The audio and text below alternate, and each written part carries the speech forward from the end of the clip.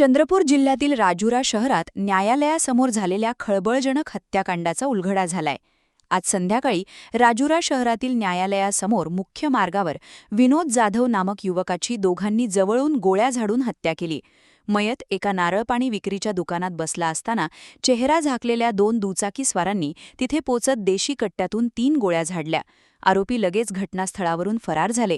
मात्र दोन्ही आरोपींनी स्वतः ठाण्यात पोहोचून आत्मसमर्पण केल्याची माहितीये. क्रिकेट बुकिंगच्या अंतर्गत वादातून ही हत्या झाल्याची प्राथमिक माहिती असून आरोपी करण बावस्कर 22 आणि करण मेकलवार 23 यांना ताब्यात घेऊन विचारपूस केली जात आहे.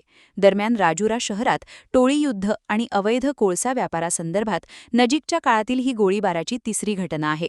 घटनेची माहिती मिळताच वरिष्ठ पोलीस अधिकाऱ्यांनी राजुरा गाठत परिस्थितीची पाहणी केली.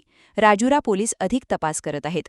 गेल्या 1 महिन्यात चंद्रपूर पोलिसांनी जिल्हाभर अवैध शस्त्रे आणि काडतुसे याबाबत राबविलेल्या विशेष मोहिमेत मोठ्या संख्येत शस्त्रांची जप्ती झाली असून या एकूण प्रकाराने चंद्रपूरकर हादरले आहेत. पोलीस स्टेशन राजुरा येथे एका नारळ विक्रेत्याच्या दुकानामध्ये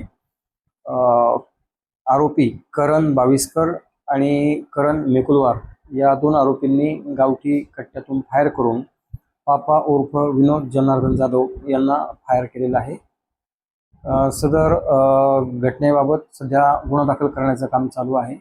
दोनही आरोपी सध्या पोलिसांच्या ताब्यात आहेत आणि यामध्ये विनोद जनार्दन जाधव यांचा मृत्यू झालेला आहे.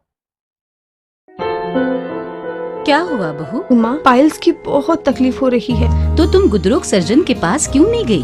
देखो, जैसे हार्ट के लिए हार्ट स्पेशलिस्ट, ब्रेन के लिए ब्रेन स्पेशलिस्ट, तो पाइल्स के लिए पाइल्स स्पेशलिस्ट क्यों नहीं? स्त्री हो या पुरुष, टॉयलेट में तकलीफ केवल पाइल्स ही नहीं और भी कई प्रकार के गुदरोग तथा कैंसर भी हो सकता है. इसीलिए इसकी प्रत्यक्ष जांच जरूरी है. ठीक है माँ, पर जांच के लिए हम जाएंगे कहाँ? वही काले आयुर्वेदिक पाइल्स हॉस्पिटल में. लेकिन माँ, प्रेगनेंसी में पाइल्स की दवाइयाँ? प्रेगनेंसी में आयुर्वेदिक दवाइयाँ सुरक्षित होती है. जनहित में जारी काले आयुर्वेदिक पाइल्स हॉस्पिटल, औषधि चिकित्सा तथा सर्जरी ट्रीटमेंट उपलब्ध. हमारा पता उमरेड रोड, दिघौरी बस स्टॉप के पास, नागपुर. अधिक जानकारी के लिए वेबसाइट पर जाएं kalepileshhospital.com.